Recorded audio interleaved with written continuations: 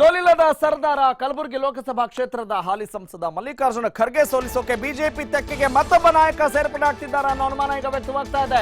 ಮಾಜಿ ಸಚಿವ ವೈಜನಾಥ್ ಪಾಟೀಲ್ ಕಾಂಗ್ರೆಸ್ಗೆ ಗುಡ್ ಬೈ ಹೇಳುವಂತಹ ಒಂದು ಪ್ರಸಂಗ ಎದುರಾಗ್ತಾ ಇದೆಯಾ ಅನ್ನೋದಕ್ಕೆ ಪೂರಕವಾದಂತಹ ಸುದ್ದಿ ನಿಮ್ಮ ಟಿವಿ5 ನಲ್ಲಿ ದಿನೇಶ್ ಗುಂಡೂರಾವ್ಗೆ ಪತ್ರವನ್ನ ರವಾನಿಸಿದ್ದಾರೆ. ಮಾಜಿ ಸಚಿವ ಕಲಬುರಗಿಯ ಹಿರಿಯ ನಾಯಕರ ಸಾಲಿನಲ್ಲಿರುವಂತಹ ವೈಜನಾಥ್ ಪಾಟೀಲ್ ಈಗ ಅವರು ಒಂದು ವೇಳೆ ಕಾಂಗ್ರೆಸ್ಗೆ ಗುಡ್ ಬೈ ಹೇಳಿ ಮತ್ತೆ ಬೇರೆ ಪಕ್ಷಕ್ಕೆ ಸೇರ್ಪಡೆಯಾದರೆ ನಿಜಕ್ಕೂ ಖರ್ಗೆ ಅವರನ್ನ ಸೋಲಿಸಲು ಮತ್ತೊಬ್ಬ ವ್ಯಕ್ತಿ ರೆಡಿ ಆಗ್ತಿದ್ದಾರೆ ಅಂತ ಅವಲೋಕನ ಕೂಡ ಈಗ ವ್ಯಕ್ತವಾಗ್ತಾ ಇದೆ. ರಾಜಕೀಯ ಲೆಕ್ಕಾಚಾರ ಕೂಡ ಈಗ ಜೋರಾಗಿ ಕೇಳ್ತಾ ಇದೆ. ಲೋಕ ಚುನಾವಣೆಯಲ್ಲಿ ಉಮೇಶ್ ಜಾಧವ್ ಬೆಂಬಲಕ್ಕೆ ನಿಲ್ಲೋಕೆ ಅವರು ನಿರ್ಧಾರ ಮಾಡಿದ್ದಾರೆ ಅನ್ನುವ ಒಂದಿಷ್ಟು ಇನ್ಫಾರ್ಮೇಶನ್ ನಮಗೆ ಲಭ್ಯ ಆಗ್ತಾ ಇದೆ.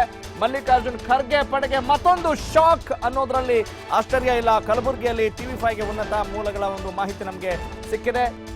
ವೀಕ್ಷಕರೇ, ಭಾರತವನ್ನ ಕಟ್ಟಬೇಕು, ಆದರೆ ಸದ್ಯಕ್ಕಿರುವಂಥ ಸಮಸ್ಯೆಗಳನ್ನು ಮೆಟ್ಟಿ ನಿಂತು ಅಭಿವೃದ್ಧಿ ವಿಚಾರಕ್ಕೆ ಒತ್ತು ಕೊಟ್ಟಿದ್ದೇ ಆದಲ್ಲಿ ಖಂಡಿತವಾಗ್ಲೂ ಮಹಾಭಾರತವನ್ನು ಸೃಷ್ಟಿ ಮಾಡಬಹುದು. ಆದರೆ ವೈಯಕ್ತಿಕ ದ್ವೇಷದ ಹಿನ್ನೆಲೆಯಲ್ಲಿ ಮತ್ತು ಮತ್ತೊಬ್ಬರನ್ನ ಹಣಿಬೇಕು, ರಾಜಕೀಯವಾಗಿ ಅವರನ್ನು ಮುಗಿಸಬೇಕು ಅನ್ನುವ ಲೆಕ್ಕಾಚಾರಗಳು ಬಂದಾಗ ಮಹಾಭಾರತ ಹೇಗಾಗತ್ತೆ ಅನ್ನುವ ಪ್ರಶ್ನೆ ಮಾಡುವವರ ಒಂದಿಷ್ಟು ಸಂಖ್ಯೆಯನ್ನು ಕೂಡ ನಾವು ಗಮನಿಸಬಹುದು.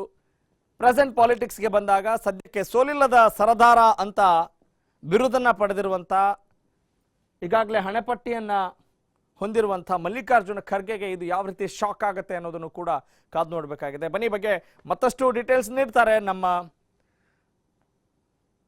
ಕಲಬುರಗಿ ಕರೆಸ್ಪಾಂಡೆಂಟ್ ಗೋಪಾಲ್ ಕುಲಕರ್ಣಿ. ಎಸ್ ಗೋಪಾಲ್, ಮಲ್ಲಿಕಾರ್ಜುನ ಖರ್ಗೆ ಅಂದ್ರೆ ಸೋಲಿಲ್ಲದ ಸರದಾರ ಅನ್ನುವ ಒಂದು ಹಣೆಪಟ್ಟಿ ಇದೆ.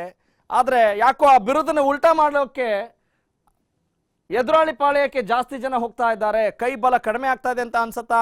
ವೈಜನಾಥ್ ಪಾಟೀಲ್ ಕಾಂಗ್ರೆಸ್ಗೆ ಗುಡ್ ಬೈ ಹೇಳೋದು ಎಷ್ಟರ ಮಟ್ಟಿಗೆ ಕನ್ಫರ್ಮ್ ಅಂತ ಹೇಳ್ಬೋದು ಗೋಪಾಲ್?